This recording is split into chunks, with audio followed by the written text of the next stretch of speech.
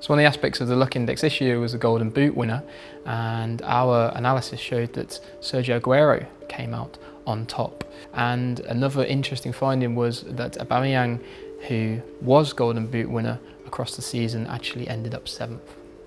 Okay, so we just heard there that according to the Luck Index, Pierre-Emerick Aubameyang in particular was fortunate this season. I mean, instant reaction, Melissa, do you recollect him being perhaps a little jammier than some of the others? I think the amount is quite shocking. You usually expect forwards more than any other position to create their own luck and be fortunate, but I think it's staggering to think that so many goals would have been taken off him in situations. I wouldn't have ordinarily thought that.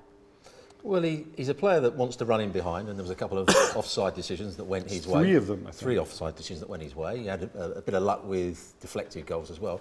But when you actually saw him play this season, I was actually disappointed. Although he did well in terms of how many goals he scored, I was disappointed in his overall play. You know, when you saw him at Dortmund, he made great runs in behind. He looked electrically quick when he was making all those runs. I didn't really see that. I think it's good when a striker benefits from luck, because it shows that they're, you know, creating opportunities to get luck in the first place. So if you just beat the offside trap, if you get a deflected goal, or if you miss a penalty and follow it up, but I think that's good. I think strikers need to live on the edge, live on the chances, and just hope that something goes their way. So for me, that is a sign of a good striker, somebody who will persevere and put. You know, they say the harder you work, the luckier you get. And I think from Aubameyang's point of view, it's great. You know, you don't want to be an unlucky striker. He won't be able to get away with it next year, though, will he? Not the offsides, anyway. Well, exactly. Yeah. This is the thing, right? So we're talking about, it's the old sort of you miss 100% of the shots that you don't take, so you want people to be daring and whatever, but equally, you don't want them to take bad shots and hope that they get lucky, and luck over time supposedly evens itself out. Now, that's what people say about refereeing decisions. Peter, we'll get to that in a second, but Melissa, Robert, do you guys buy that luck evens itself out in the very long run? I mean, if he scores a lot of goals because he's lucky, for example, does that mean that maybe he shouldn't be paid as much, or he shouldn't be as highly regarded? I don't think he scores as many goals primarily based on luck. I think when we're talking about these instances, it's come about because of his qualities. And like Mark says, being able to get in the positions and being able to force situations where nothing else is on. We don't want to use cliches and stuff, but that you have to create your own luck. You have to force matters. I don't think we can start saying, hang on, lucky, shave £50,000 off his weekly salary because of that. I think just by virtue of his attributes, he's got himself in the situation where he's created moments. And I think he was helped this season by playing in a front two with Lacazette. Sometimes he had to play slightly wider, but I think it worked well because they had front two that could link up with each other. They got more chances of scoring goals, more crosses were coming into the box. Peter, when we talk about luck in this, we're talking about very specific things. Obviously, officiating decisions that could have been different impact a lot of this. From a referee's perspective, ideally, you want to look at every decision individually without considering what came before, what might come after, right?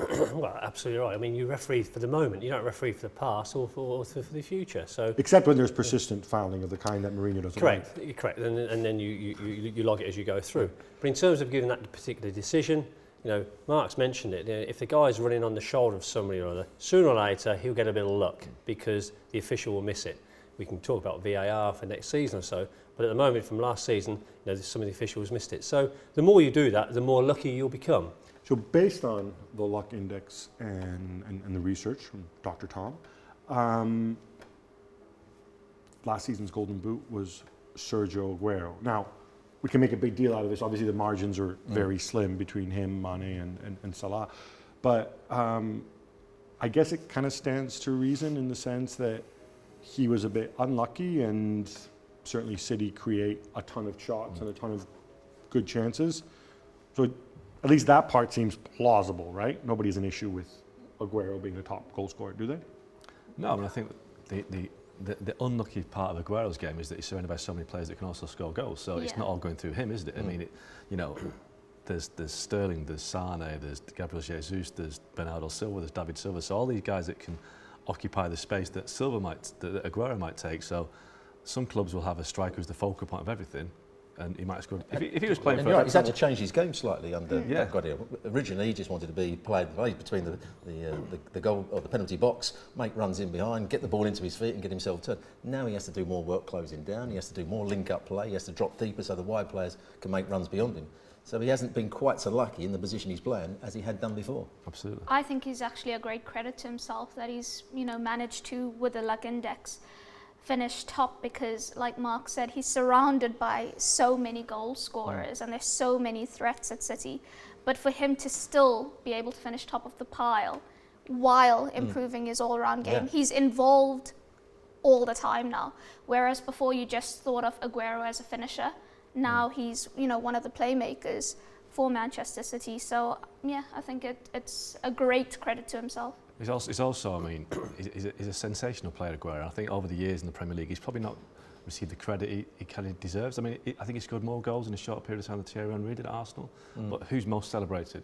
Henry, because he scores some spectacular goals. But Aguero scores spectacular goals. He's won trophies. He consistently scores 20+ goals a season. I think he's a marvellous player. He's always been a marvellous player, but he has managed to make the system king rather than be individualistic. And I think he's massively profited from it. Obviously, City have profited from it. To your point, Gab, one of the issues I think is he hasn't really given many interviews and stuff, so you don't get a sense of who Sergio Aguero, other than the player on the pitch, is, which then makes it hard for people to, connect with him. He doesn't really resonate.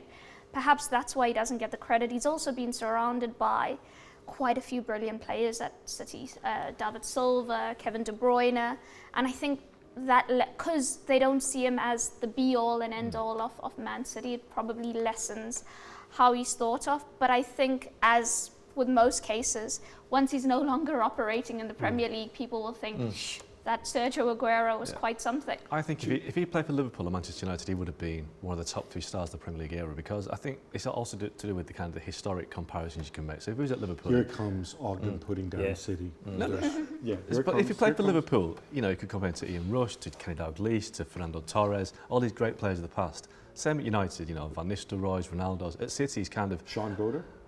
Exactly. But that is exactly the point, because there isn't really a kind of a recent history at City to compare. You can't go back to the 60s and compare to Francis Lee, because it's a different age. But he's the start of a story at City where we all talk about the historic kind of traditions of clubs, and it's the same. If you'd been at Arsenal again, compared to Henry, Ian Wright, there's not really a groundswell of legends at Man City over the last 40 years that he can be compared to. And I think that is why he doesn't find himself right at the very top.